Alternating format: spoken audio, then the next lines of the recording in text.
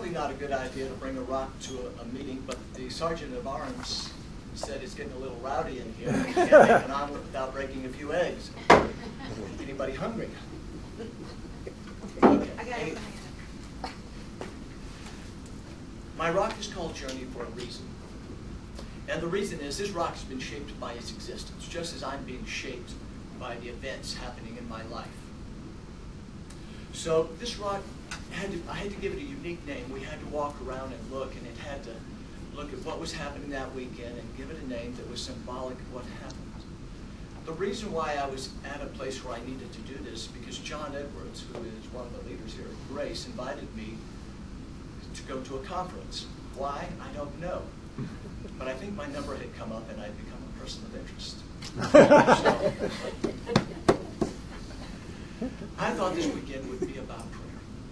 Because I had been reading through Romans. I read the book by Chip Ingram, R12. And in there, the phrase, be devoted to prayer, kept kind of being highlighted over and over again. So when John offered the invitation to go to a conference, I thought, well, maybe this is God's answer. I need to go there, and I will find out better how to pray. But the weekend was better than that. Because, you know, I have plenty of information. I've been a Christian a long time. So now the problem is not so much how to, but why. You know, I was to look very clearly, very carefully at the inner man, the spirit, and find out what is driving me. What is it that I need to do to communicate better with God?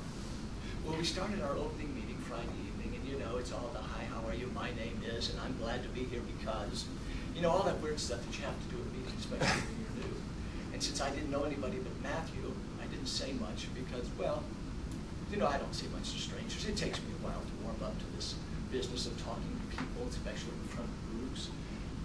So here I am. I'm at this meeting, and I'm trying to figure out why I'm here, what God's trying to say. But we went back Friday evening. We ate together. Saturday morning, we ate together. I began to feel more comfortable with the people. And Saturday morning was again about introspection. You know, what are your fears? What are your burdens? Why do you have them?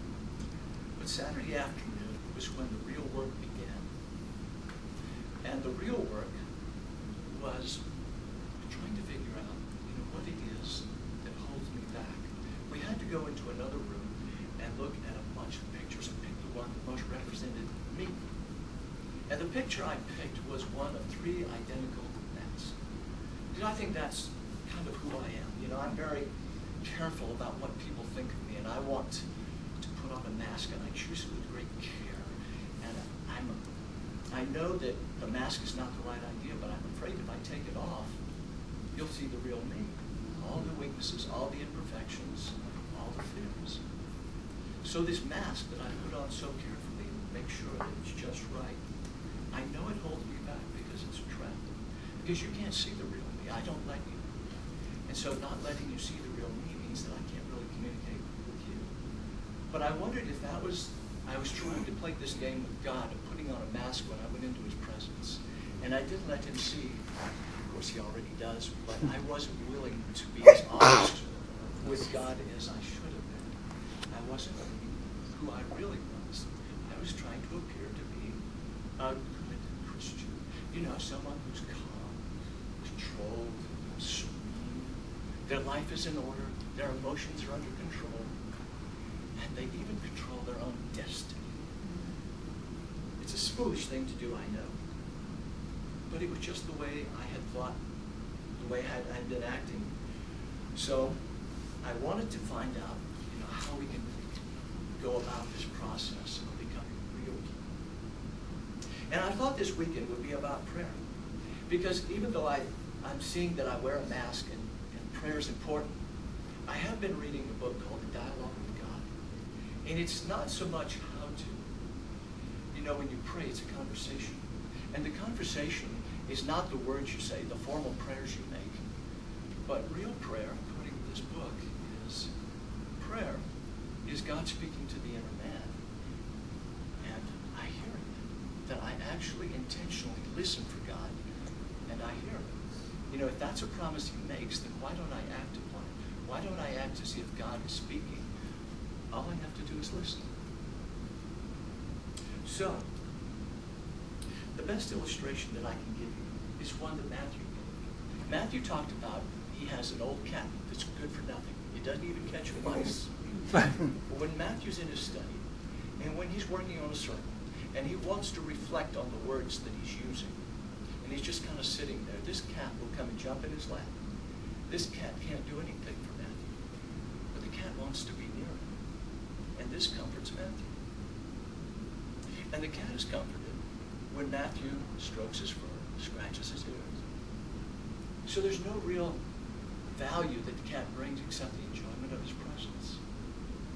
I've been wondering, maybe for the first time, that God doesn't really care what I do for him. See, for a long time, I really tried to do things for God. You know, he gave me an assignment, and I want to be a faithful soldier of the cross and go do it for him. And then I read Experiencing God by Henry Blackaby, and said it was more of a partnership. We should be doing things together. Now I've come to think maybe it's not so much the doing for or even with, it's just enjoying his presence. Just being a good-for-nothing cat sitting in the lap of God, being stroked, and valuing God enough to want to be in his presence. Not what I come to get, but what I come to give in my presence. So, part of our final exercise was to pick up 2 rocks from a pile, go out and build a memorial. So we all put our rock down. And then the second rock, we were to give a name to what we thought was most important value of the weekend. And I thought mine should be journey. I started out walking around the campus at Bon Clarkin, where we were.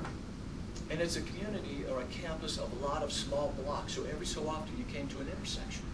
And every intersection you had to decide, well, which way do I go? You know, if I make the wrong turn, I get lost. If I make the right turn, I get to my destination.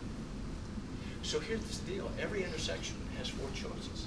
I can go back the way I came. I can turn and follow anger, pride, hurts from the past. Or I can go to pleasure, pride, or addictions. But if I listen carefully, I can hear God say, walk this way, walk this way. Or maybe a little louder, walk this way. Or even louder still, walk this way. You all are helping to polish me each and every time I come. And for that I'm grateful.